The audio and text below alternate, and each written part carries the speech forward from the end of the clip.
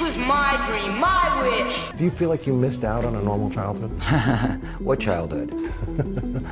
I don't know what that means. I literally was famous before I knew my own name. The tragedy of Corey Feldman is beyond heartbreaking. Hollywood predators surrounded him at 14, introducing him to between movie shoots while industry executives looked away. I can tell you that the #1 problem in Hollywood was and is and always will be. That's the biggest problem for children in this industry. His best friend Corey Haim died at 38, destroyed by the same predators who had abused him at 11 and turned both boys into addicted shells of their former selves. You let me get around in my life, man, raped, so to speak, when I was about 14 and a half, and I'm saying this right now, by the guy you still hang out with, and tell me I'm 14 and a half, take responsibility. This is the story of how Hollywood's machine devoured its most innocent star. Corey Scott Feldman entered the entertainment industry before he could even pronounce his own last name correctly. At 3 years old, he stood in a McDonald's commercial audition room, his tiny voice singing because he couldn't read the script lines yet. The casting directors loved his innocent charm and golden smile. Tickets. Each is worth 50 cents at McDonald's, and a book of 10 costs only $5. Something special for someone. The commercial would win a Clio Award and run for 8 years, launching a career that would span decades of both triumph and torment. His parents, Bob Feldman and Sheila Goldstein, saw dollar signs in their son's natural charisma. Bob was a struggling musician who never achieved the success he craved. Sheila worked as a cocktail waitress, watching other people live the glamorous lives she dreamed of. When Corey's first commercial check arrived, they finally saw their pathway to the lifestyle they believed they deserved. The family moved from their modest home to an expensive house in the hills. Expensive cars appeared in their driveway. Designer clothes filled their closets. But every luxury came with a price that 3-year-old Corey would pay with his childhood, his innocence, and eventually his sanity. To be honest. Really? So I never had freedom as a kid. A lot of times I was locked in a room with a record player and they would say, don't come out. Sheila transformed from a loving mother into a relentless stage manager. She scheduled Corey for over 100 television commercials and 50 television series appearances before he turned 10. Every morning began with auditions. Every afternoon meant acting classes. Every evening required memorizing scripts for the next day's work. When Corey failed to book a role or made mistakes during filming, Sheila's anger erupted with terrifying violence. She would beat him with curtain rods, dowels, and whatever objects she could grab. During one particularly brutal attack, she chased him under his brother's crib, jabbing the makeshift weapon at his face while screaming that he was worthless and that she would kill him for costing her money. The entertainment industry welcomed the Feldman family with open arms, but they weren't interested in protecting the child who was making everyone rich. Corey appeared on shows like 8 is Enough, Alice, Mork and Mindy, and The Love Boat. Each appearance meant more money for his parents and more pressure on his small shoulders to perform perfectly.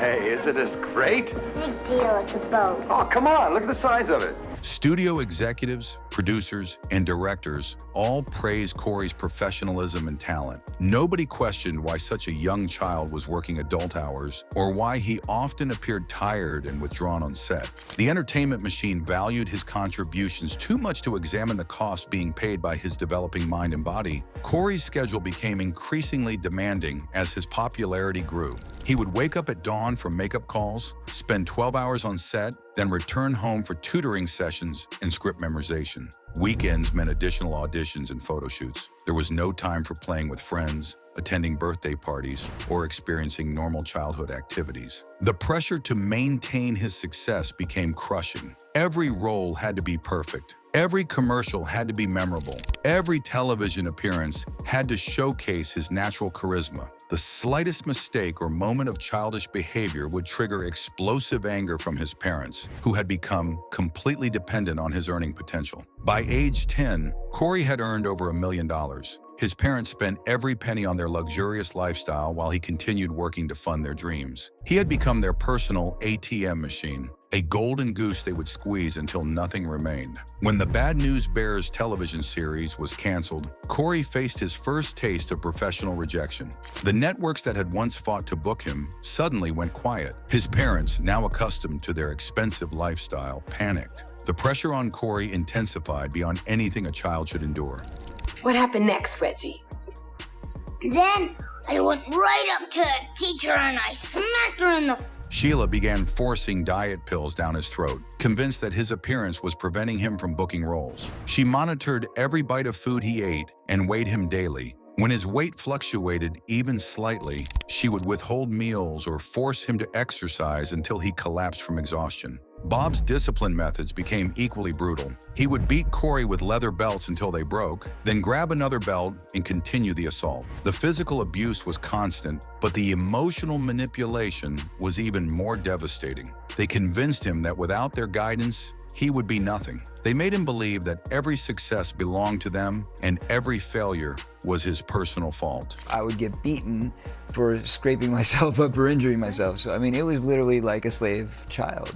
The entertainment industry noticed none of this abuse. As long as Cory showed up on time and delivered his lines perfectly, nobody asked questions about the bruises or his increasingly hollow appearance. Child labor laws existed on paper, but enforcement was virtually non-existent for profitable young stars. When Cory's parents divorced, Sheila's mental health deteriorated rapidly. Her abuse escalated as she struggled to maintain control over both her son's career and her own unraveling life. She would have violent outbursts that left Cory traumatized and confused. One day she would shower him with affection. The next she would attack him with whatever weapon she could find. The divorce also meant that Cory's income now supported two separate households. The pressure to work constantly became overwhelming. He was booking multiple projects simultaneously, moving from set to set without breaks or time to process the trauma accumulating in his young mind. Cory began showing signs of severe psychological stress. He would have nightmares about his mother's violent attacks. He developed anxiety around mealtimes because food had become a source of conflict and control.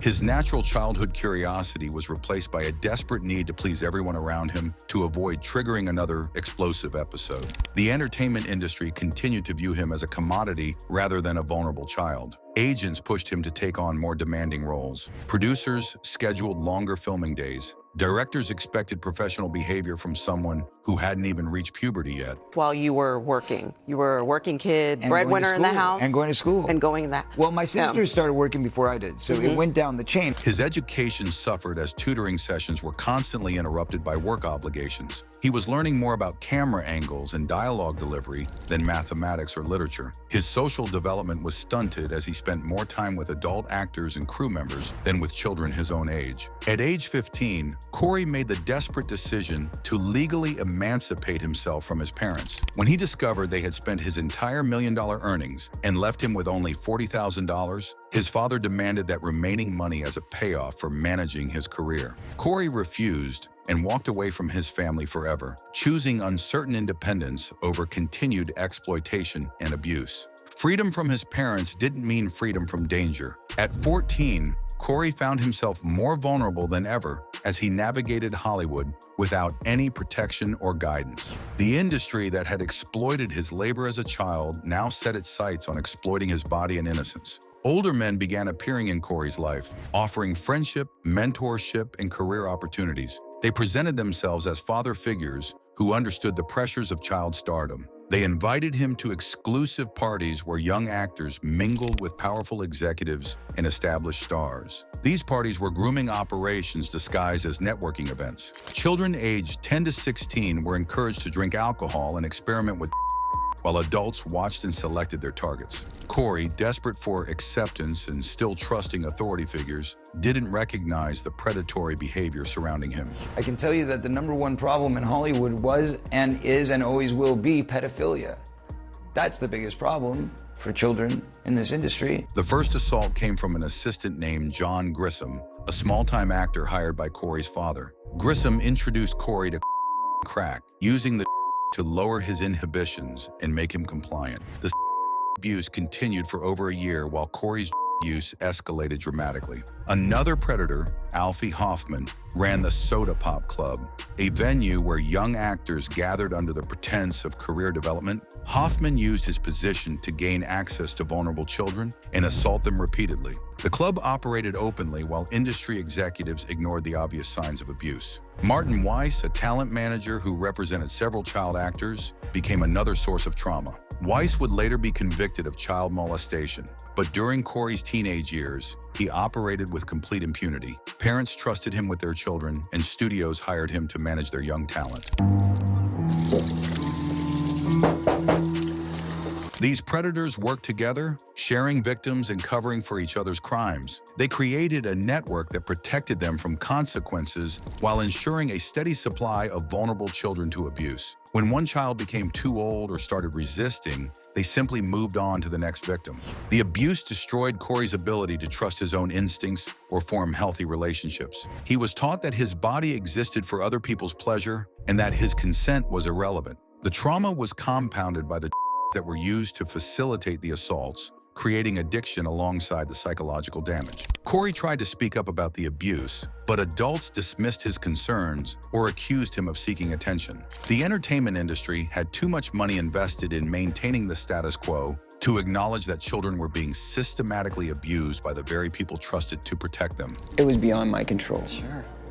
That said, we are planning on making a film of that same story, but again, I imagine we would have to consider the same legal boundaries. The predators were careful to choose victims who were already isolated and vulnerable. Children from broken homes or abusive families were ideal targets because they were less likely to be believed if they spoke out. Corey's emancipation from his parents made him particularly attractive to predators who knew he had no one to protect him. The systematic nature of the abuse was its most horrifying aspect. This wasn't random criminal behavior, but an organized operation that had been perfected over decades. The predators knew exactly how to identify, isolate, and exploit their victims while avoiding consequences for their crimes. In 1987, Corey met Corey Haim on the set of The Lost Boys. Both teenagers had survived remarkably similar childhood experiences of abuse, exploitation, and trauma. They bonded immediately over their shared pain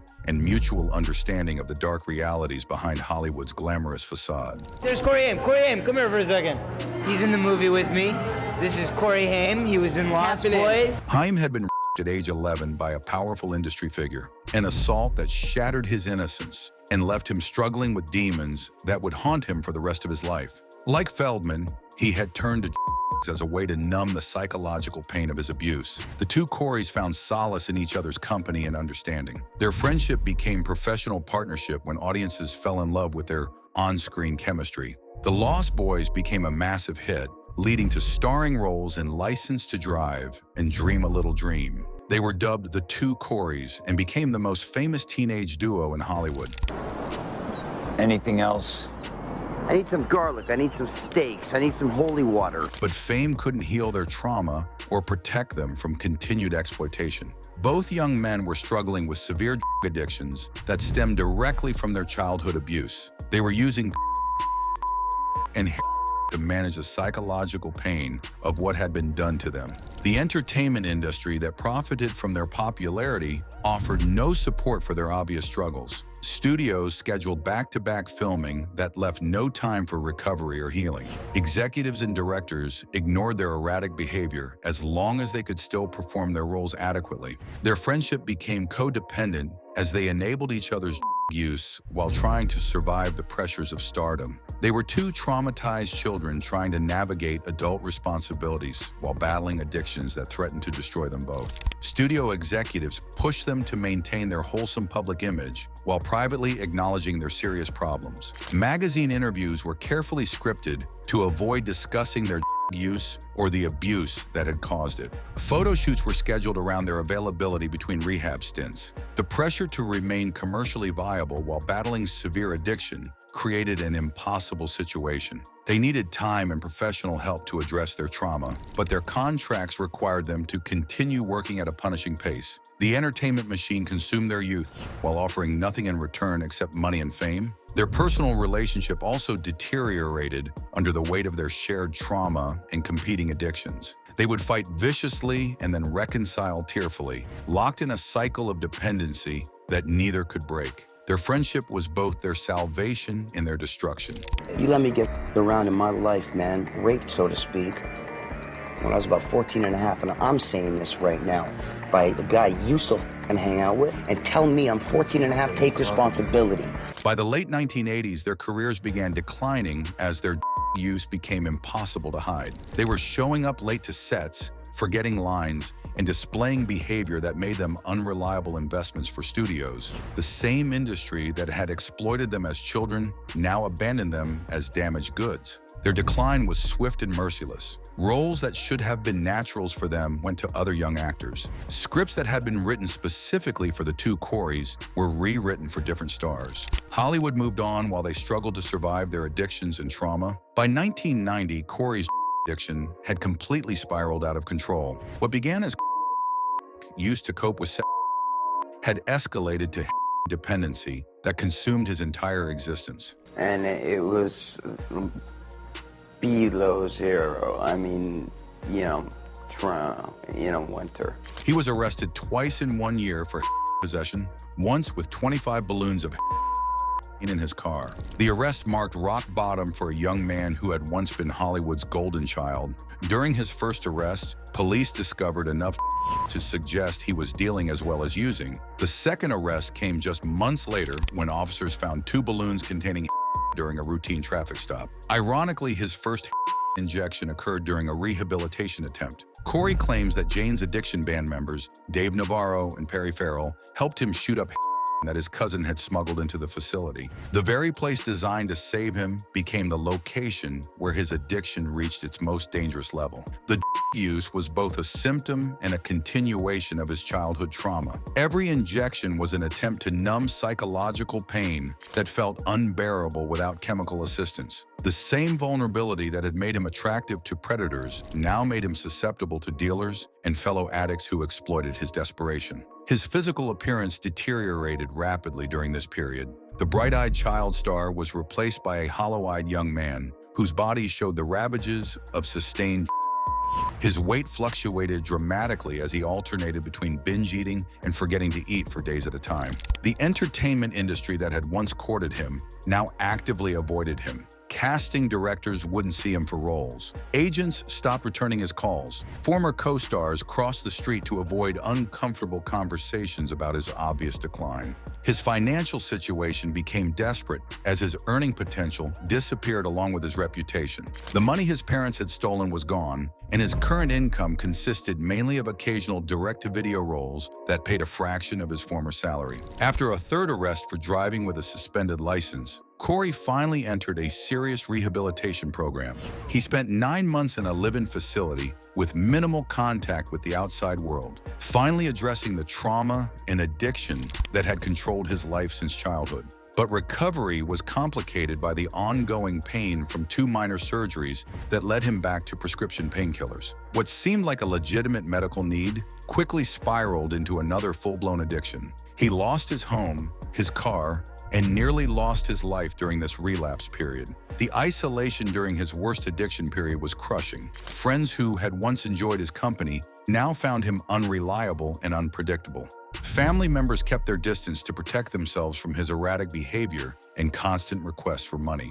During this dark period, Corey formed his band Truth Movement and released albums filled with what he described as dark, intensely personal songs. One track was essentially a note set to music, revealing the depth of his psychological pain and desperation. Music became his only outlet for expressing the anguish that could no longer adequately suppress. In 1989, at the height of his problems, Corey married actress Vanessa Marcille in a spontaneous Las Vegas ceremony. Both were 18 years old and dealing with their own trauma and career pressures. The marriage was more of a publicity stunt than a genuine romantic commitment. Marcille later described their union as puppy love and revealed that they never actually lived together or functioned as a married couple. Their respective management teams didn't want the marriage to be public knowledge because it might damage their teen heartthrob images. The marriage ended in divorce by 1993.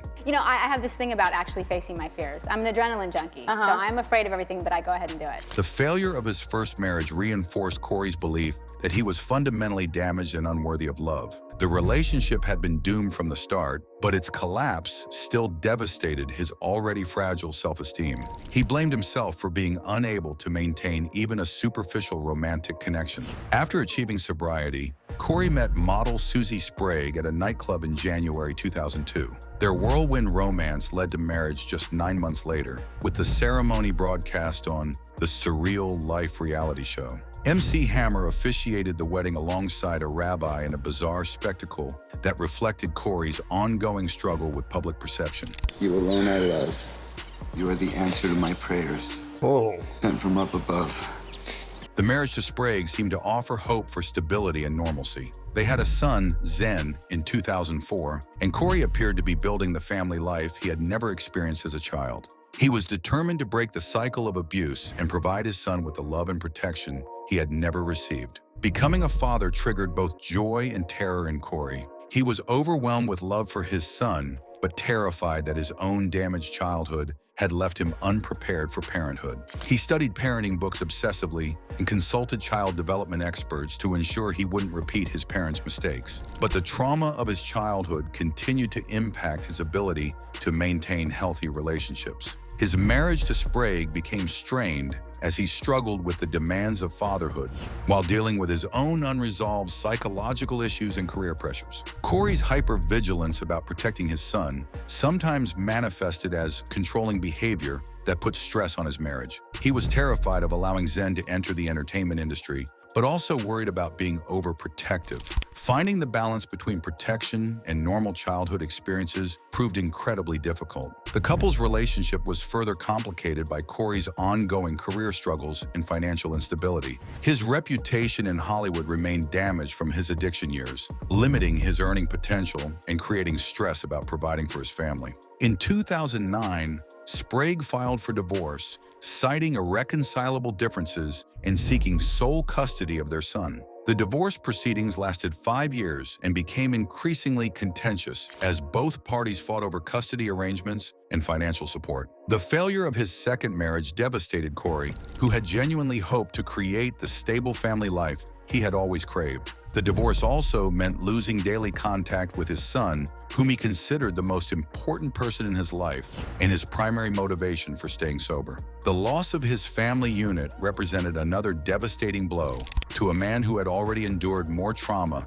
than most people experience in a lifetime. March 10, 2010, marked the end of an era when Corey Haim was found dead at age 38. The official cause of death was pneumonia complicated by an enlarged heart, but everyone who knew him understood that he had been killed by the trauma and addiction that began in childhood. Corey Feldman was awakened by family members knocking on his bedroom door to deliver the devastating news. Before his eyes were fully open, tears were streaming down his face as he processed the loss of his best friend, brother, and the only person who truly understood what he had survived. The phone call came at dawn, shattering the quiet of what had seemed like an ordinary morning. Cory's brother's voice was shaking as he delivered the news that would change everything. Haim had been found unconscious in his apartment and couldn't be revived despite paramedics' efforts. Haim's death represented the ultimate victory of the Hollywood predators who had destroyed both their childhoods. One of their victims was now dead, and the other was left alone to carry the burden of their shared trauma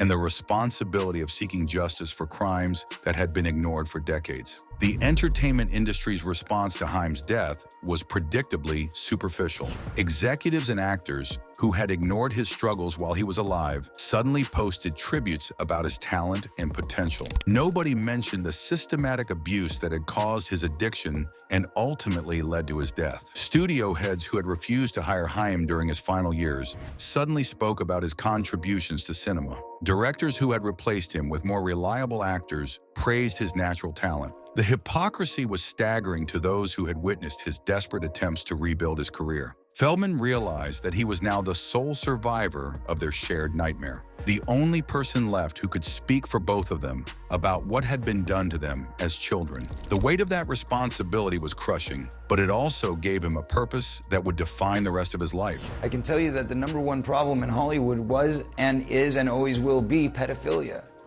That's the biggest problem for children in this industry. Haim's mother, Judy, became hostile toward Feldman when he began speaking publicly about their abuse. She accused him of exploiting her son's memory for personal gain and denied that her son had ever been assaulted. Her response reflected the same denial and willful blindness that had allowed the abuse to continue unchecked. The funeral was a media circus that turned Haim's death into entertainment for the public. Photographers pushed through crowds of mourners to capture images of grief-stricken friends and family. News crews interviewed anyone willing to speak about the deceased actor's troubled life and career. The loss of his best friend sent Feldman into a deep depression that threatened his sobriety and his relationship with his son. He was grieving not only Haim's death, but also the loss of the only person who could validate his memories and support his efforts to expose their abusers. Corey spent hours alone, replaying conversations they had shared about their trauma. He wondered if he could have done more to help his friend overcome his demons. The survivor's guilt was overwhelming as he struggled to understand why he had lived while Haim had died. After Haim's death, Corey made the decision to publicly expose the pedophile ring that had destroyed their childhoods. He began speaking out in interviews, identifying the entertainment industry's systematic abuse of child actors as its biggest and most dangerous secret. In 2011, he told ABC's Nightline that pedophilia was the #1 problem for children in Hollywood. He described being surrounded by predators at age 14 and explained how the abuse was facilitated by industry parties where children were groomed and assaulted by powerful men. It was beyond my control. Sure. That said, we are planning on making a film of that same story, but again, I imagine we would have to consider the same legal boundaries. The interview marked a turning point in Corey's life as he transformed from victim to advocate. He was no longer hiding from his past, but confronting it directly, regardless of the personal and professional consequences. His decision to speak publicly was both liberating and terrifying. Barbara Walters' response during a 2013 appearance on The View perfectly captured the industry's defensive attitude. When Feldman detailed the abuse, Walters accused him of damaging an entire industry, as if protecting Hollywood's reputation was more important than protecting children from rape and assault. The hostile reaction from established media figures revealed the depth of institutional resistance to acknowledging systematic abuse. Walters' response was particularly damaging because it came from a respected journalist whose opinion carried significant weight with the public. Feldman published his memoir, Choreography, in 2013, detailing the physical and emotional abuse he had suffered throughout his childhood. The book became a New York Times bestseller, but it also made him a target for legal action and personal attacks from people who wanted to keep the truth buried. Literally 10 years ago, I first kind of went, I need to write a book. Writing the memoir required Corey to relive his most traumatic experiences in excruciating detail. He spent months working with editors and fact-checkers to ensure every allegation was properly documented. The process was emotionally devastating but necessary for telling his complete story. He began naming specific abusers, starting with John Grissom, the assistant who had first molested him. Grissom had a criminal history of child molestation and was still displaying photos of himself with Feldman and Haim on his social media pages, taunting his victims decades later. The Los Angeles Police Department eventually opened an investigation into Feldman's claims, but the probe was dropped without any charges being filed. The statute of limitations had expired on most of the crimes, and the entertainment industry closed ranks to protect the accused predators. Legal experts explained that prosecuting decades-old cases without physical evidence was nearly impossible. The delayed reporting of abuse cases, often caused by victim trauma and intimidation, created prosecution challenges that predators exploited to escape justice. Feldman launched a crowdfunding campaign to finance a documentary about his experiences and the systematic abuse of child actors. He raised hundreds of thousands of dollars from supporters who believed his story and wanted to see justice for the victims. But speaking out came with severe consequences. His career opportunities disappeared, his safety was threatened, and former friends abandoned him. The same industry that had exploited him as a child now punished him for trying to protect other children from similar abuse. The retaliation was swift and comprehensive, affecting every aspect of his personal and professional life. In September 2016, Corey appeared on NBC's Today Show to promote his album Angelic to the Core. Backed by his band Corey's Angels, a group of women in revealing outfits and angel wings, he performed his song Go For It in what would become one of the most mocked performances in television history. The performance was bizarre, featuring electronic music, awkward dancing, and vocals that seemed disconnected from reality. Social media exploded with ridicule and memes, mocking every aspect of the appearance. Critics called it everything from cringeworthy to the worst performance ever televised. The staging was deliberately theatrical, with Corey positioned at the center while his angels danced around him in coordinated routines. His vocals were heavily processed through electronic effects that made his voice sound robotic and artificial. The overall effect was surreal and unsettling.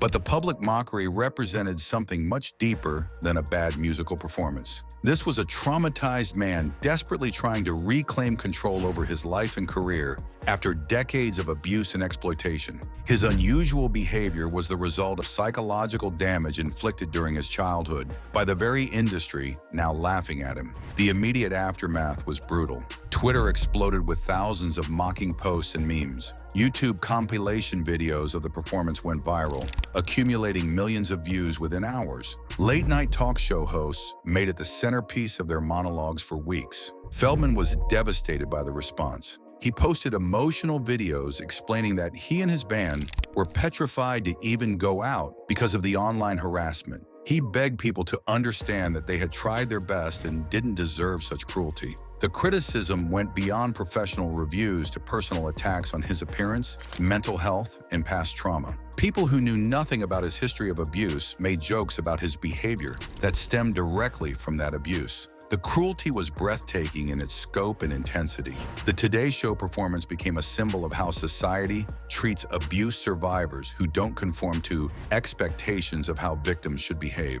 Instead of recognizing his obvious psychological trauma, people mocked him for the eccentric behavior that was a direct result of what had been done to him as a child. My company, Corey's Angels, what we do is we teach this to young girls who are disillusioned and, especially beautiful girls, because, beautiful girls, much like celebrated entertainers, get a lot of crap.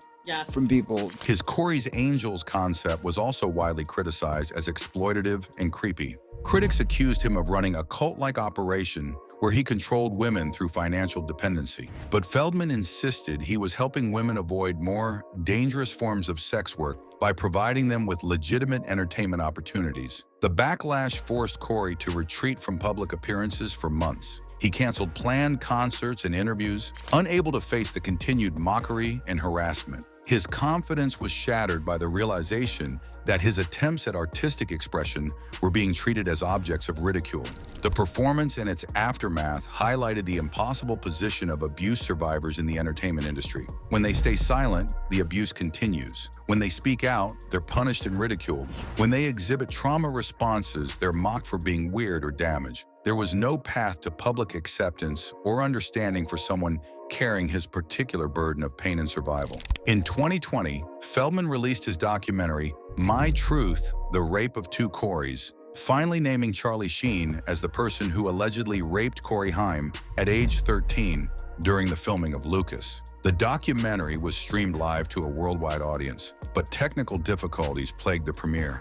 There's one person to blame in the death of Corey Haim, and that person happens to be a Hollywood mogul, and that person needs to be exposed. The live stream was repeatedly interrupted by what Feldman claimed were cyber attacks designed to prevent the truth from being revealed. Server crashes and connection failures frustrated viewers who had paid to watch the documentary, leading to accusations that the technical problems were fabricated for publicity. Sheen's representatives immediately denied the allegations, calling them sick, twisted, and outlandish. Haim's mother also disputed the claims, maintaining that her son had never been by anyone. The denials reflected the same pattern of victim blaming and truth suppression that had protected predators for decades. He was doing fine. He was fully booked from his agent, Sterling Talent, fully booked for 2010. He was doing amazing. The documentary represented Feldman's most serious attempt to seek justice for himself and his deceased friend. But it also made him a target for further retaliation from the powerful forces he was trying to expose. He claimed a fear for his safety and fled the country after the release. Legal experts noted that naming Shane in the documentary opened Feldman to potential defamation lawsuits. The lack of physical evidence or corroborating witnesses made the allegations difficult to prove in court, despite Feldman's detailed accounts of what Haim had told him about the assault. Despite decades of speaking out, filing police reports, and providing detailed accounts of systematic abuse, no one has been prosecuted for the crimes Feldman described. The statute of limitations, lack of physical evidence, and institutional protection of accused predators have prevented any meaningful justice. The entertainment industry's response to Feldman's documentary was largely silence. Major news outlets provided minimal coverage of the allegations, and entertainment industry publications avoided detailed discussions of the claims. The institutional protection of powerful figures remained intact. Feldman's personal life continued to be marked by instability and failed relationships. His third marriage to Courtney Ann Mitchell ended in separation in 2023, following the pattern of his previous marriages. The trauma of his childhood continued to impact his ability to maintain healthy adult relationships. The pattern of failed relationships reflected the deep psychological damage inflicted during his formative years. His ability to trust and form intimate connections had been shattered by childhood abuse, making lasting partnerships extremely difficult despite his genuine desire for stable companionship. His son Zen, now 21, represents his greatest achievement and his strongest motivation to continue fighting. Feldman has worked to break the cycle of abuse and provide his son with the love and protection he never received. Their relationship offers hope that healing is possible despite the severity of childhood trauma. Today, Corey Feldman continues his advocacy for child protection in the entertainment industry. He speaks at conferences, supports legislative changes, and tries to educate parents about the dangers their children face in Hollywood.